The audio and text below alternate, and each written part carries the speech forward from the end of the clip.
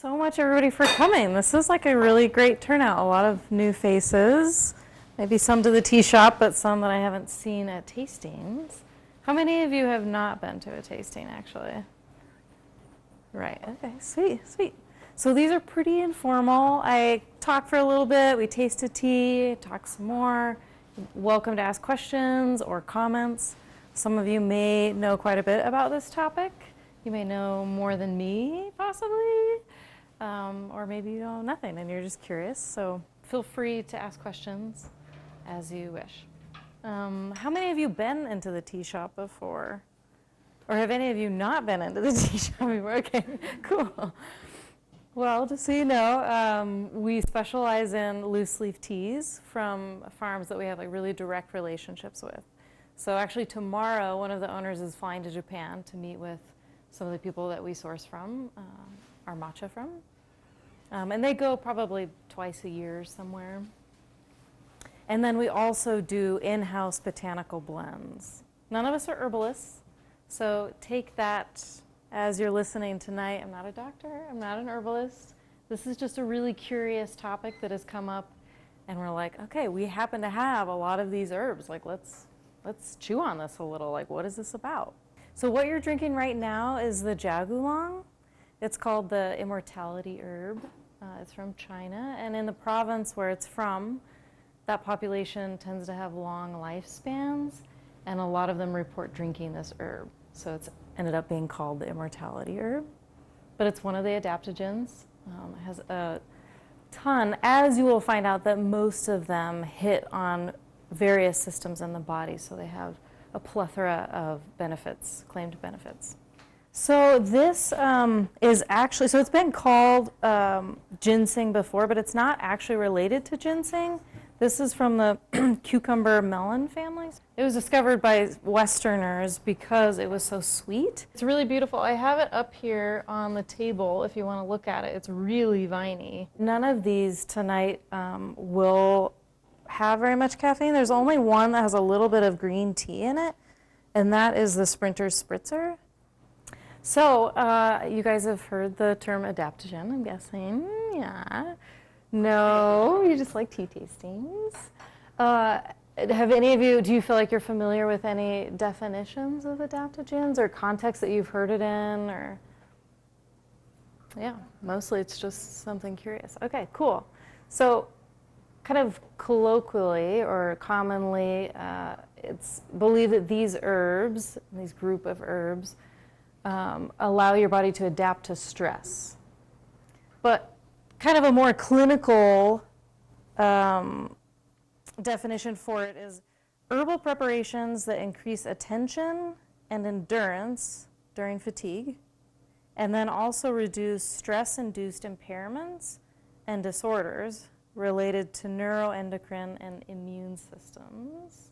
Hopefully that didn't just like send you guys all somewhere else. But and also saying that, again, not a doctor, and I should point out that this term is a little bit still, there's a lot of gray area around it. There have been studies done in various universities, various governments, but there hasn't really been a mass kind of grouping of studies that are accepted widely in the European Union or in the US. So it's kind of a term that's used in some places and not others. And some communities say, oh, there's just not enough evidence. We don't even want to talk about it in a clinical setting yet. Some like wholeheartedly believe in it. Russia is one example. But how it works is that when we're stressed, our adrenal glands connected with our central nervous system kind of combine to create responses in our body to handle the stress, which sometimes means that it decides to kind of sacrifice our immune system or sacrifice our mental clarity or eventually our physical abilities, sometimes our sleep, our sex drive, various ways.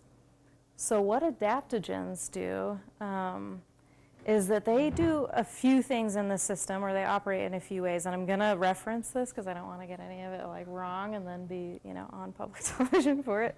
But So they go in and they interact with some of these compounds like hormones that are released or proteins, different neurotransmitters. And some of them mimic in ways and some of them kind of suppress some of them, which I know sounds kind of vague, but when it comes to a stressful situation, and I should say this is after drinking it repeatedly as part of your diet. It's not like, oh, I'm stressed, I'm going to drink this right now and everything's going to be great. You know, it's not like ephedrine or, you know, a crazy stimulant. But when you drink them over time, they have a cumulative effect. But back to that. So the first one is that when you do encounter stress, they help you mobilize really quickly, and then drop your hormones quickly afterwards. Because sometimes when we're stressed out, these hormones linger in our systems and kind of wreak havoc, and that's when our immune system shuts down or all of these things start to build up. So these kind of almost, I don't really want to quite say rewire, but they help kind of change the way that we respond to stress. So it's like, okay, let's handle this, we're done, let's walk away and not create all these extra problems. So that's one way, a release and a quick shutdown. The second way is that they essentially act like a stress vaccine. So they'll go in and create like a mild level of stimulus or stress in your system. And then, so when you're stressed, you know, it'll pull energy from certain areas of your body to deal with that stress, right? So what it'll do is slightly stress the body so that your body gets used to dealing with that and compensating.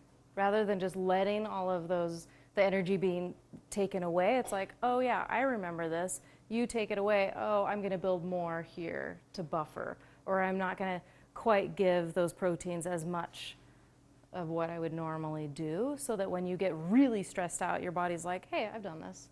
I know how to deal with this. Like, I'm not gonna quite give away all of my energy, or I'm gonna use it in a different way, or create different enzymes, or I don't know what they are exactly, compounds. So that's the second way.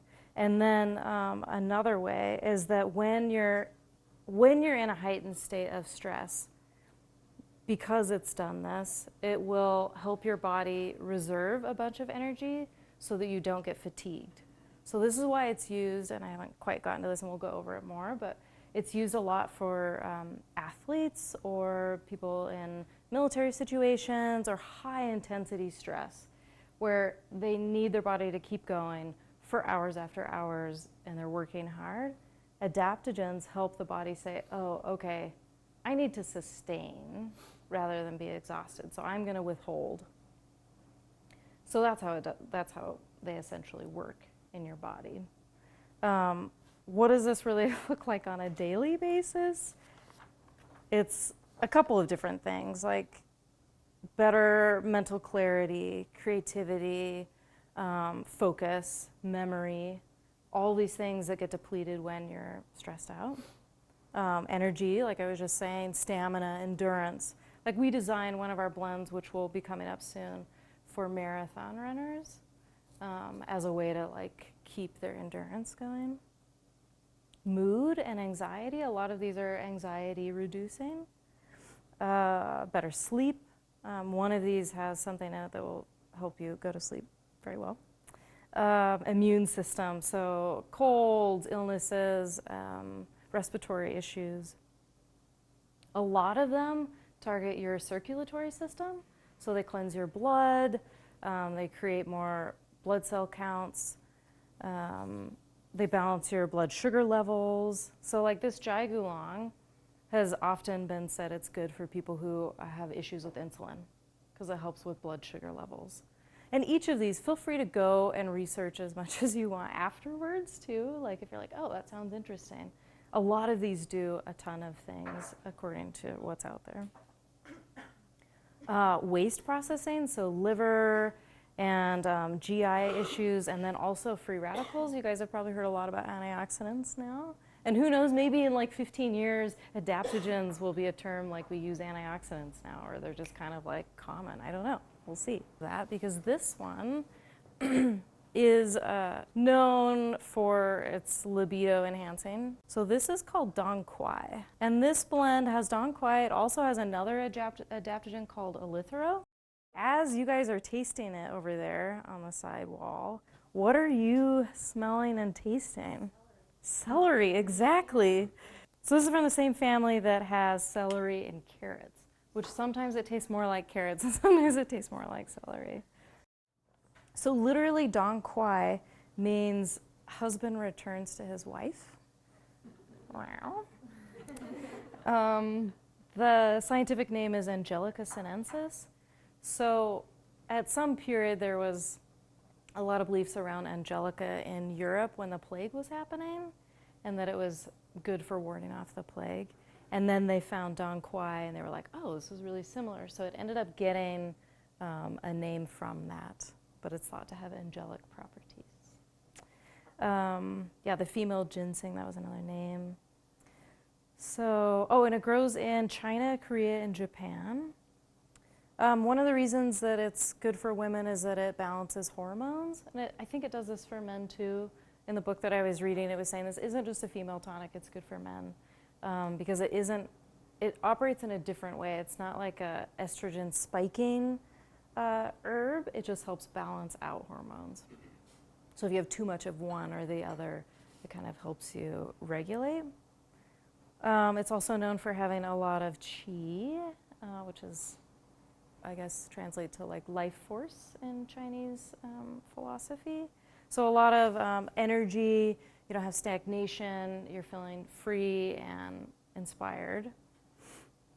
Immunity, it has a lot of antifungal, antiviral, antibacterial properties. Anti-inflammatory. Side note, be careful that sometimes, like if you're pregnant or if you're menstruating, there's a couple other things that it can interfere with. So taking it while you're menstruating might not be the best, but before and after, it'll help balance things out. So next, I want to have you guys try the Sprinter Spritzer that Gunilla has made. This one also has Eleuthero, which is in this blend.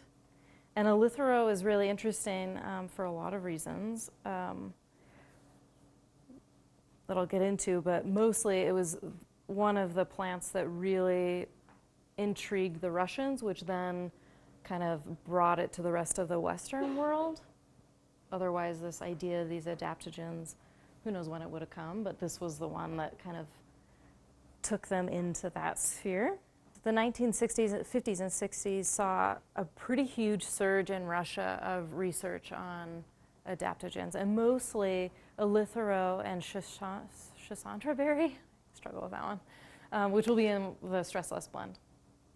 But they started seeing that I guess they're called the Nanai peoples in what I believe is kind of Siberia, that area, like where China and Russia kind of meet.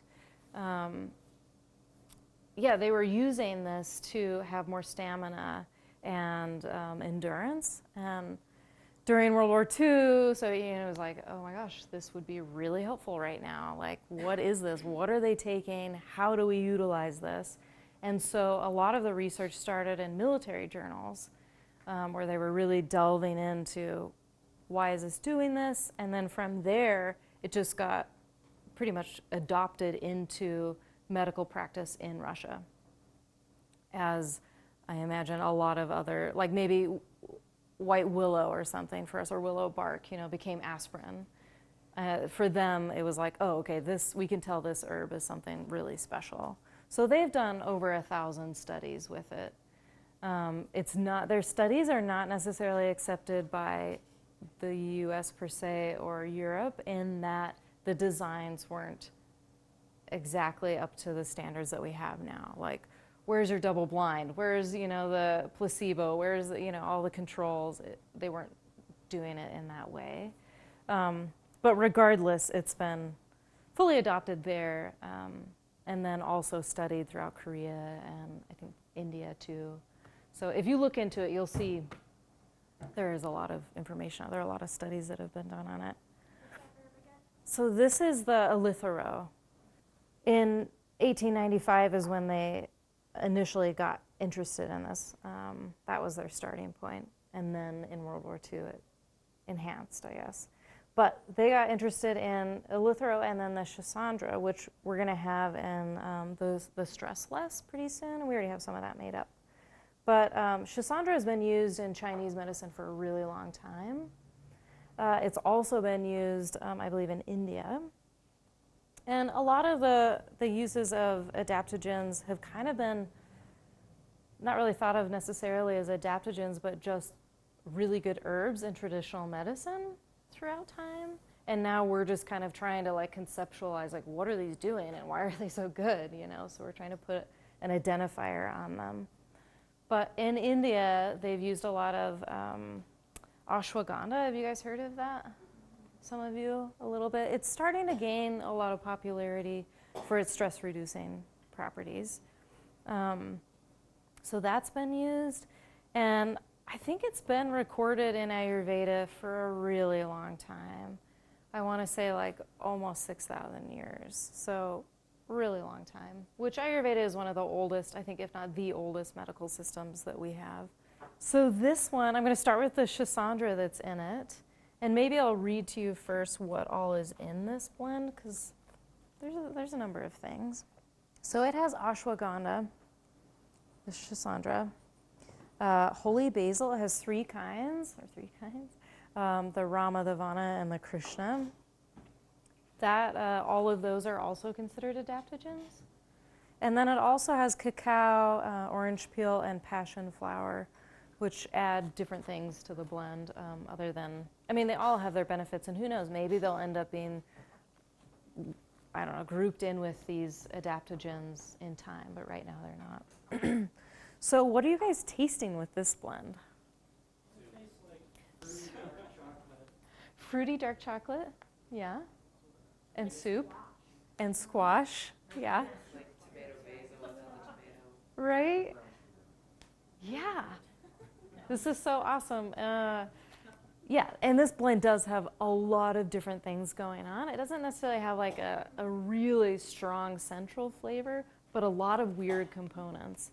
So some of this, so the ashwagandha, I find to be kind of the bitter component of this, or maybe the grassy, brothy kind of thing that you guys are tasting. And then the Schisandra is unique in that it's considered to have the 5 tastes. So sweet, salty, bitter, umami, and salty. So that's why you probably got the brown sugar, I'm guessing, because that's the sweetest part. And then maybe the cacao nibs are a little roasty, maybe. So some of the benefits from the Schisandra is the immune system. It's known for stimulating your immune system, increasing energy, endurance, a lot of these other things that the other ones do. It's been used a lot for like preventing early aging, and I think I've seen in here directly related to like Alzheimer's and dementia, but increasing lifespans.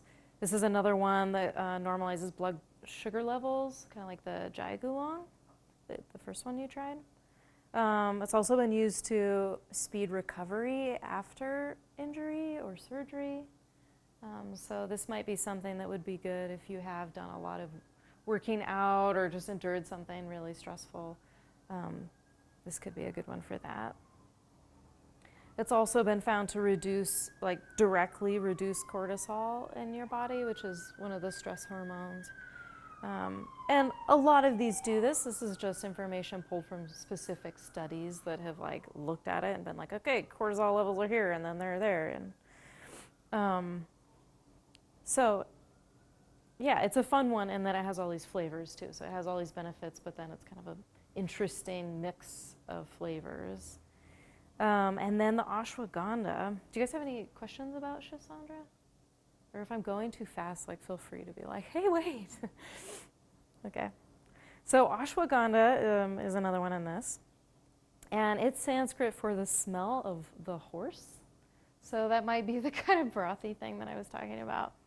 It also may have this name in what I was reading as a reference to this weird smell that it has, but then also the strength that it's supposed to give you. Like people feel like it gives you the strength of a horse, you know, it's really invigorating. This has been used for people with high blood pressure, insomnia, chronic fatigue, which is what I was saying is one of the main benefits of these adaptogens, is that when you're really doing long-term, you have long-term stress ailments, this is when these are like most potent for you. And that they'll help you really recover and reserve and everything. It's also been used for thyroid and your adrenals. And then in Ayurveda for physical and mental strain. I find it to be a little bit earthy too, and hay-like. The last one is holy basil. And did you guys order that earlier? Yeah. So have you had it before? Yeah, okay. Has anybody else had tulsi or holy basil? Yeah, a lot of you have.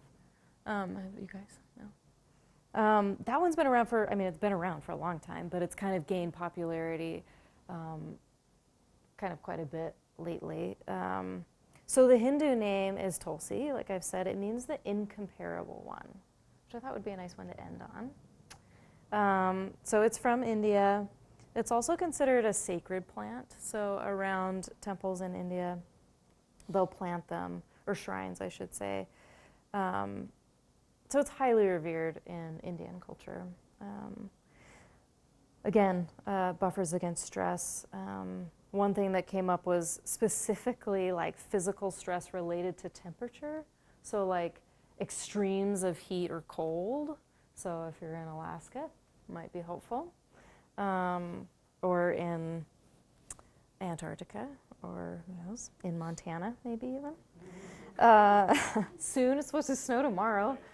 Okay, other things, again, blood glucose levels, blood pressure. It's also known to be anti-anxiety, antidepressive, memory enhancing, and general like cognitive things. The flavor of this one is really unusual, especially this blend because it has all three kinds of holy basil. So I don't know, you guys might not exactly be tasting it, or it might be kind of secondary to the Schisandra and the ashwagandha. The ashwagandha is very prominent in this. But kind of towards the end, at least with this blend, I get ashwagandha, then I get Schisandra, and then like it kind of ends on a little bit of holy basil. So it can be warm and sweet. It can sometimes be almost like pepperminty, cloves. I find it to be very like anise heavy or licorice heavy, a little bit of lemon. So specifically, the Rama basil that is in there is considered kind of clove-like or spicy. Then the Vana is the sweet kind of anisey, more fragrant basil, and then the Krishna is more of the peppery one. So altogether, it makes this kind of unusual, and I find really delicious blend. This also we just changed to add the butterfly pea flower into. So that is also in this Stress Less blend as well. And that one is fun. It has a bunch of antioxidant properties, much like the cacao that's in here, and then the orange peel that's in here. But it also turns it an interesting color, which I almost wanted to, would you mind pouring some in here? So it's this beautiful kind of light gray purple. It indicates pH.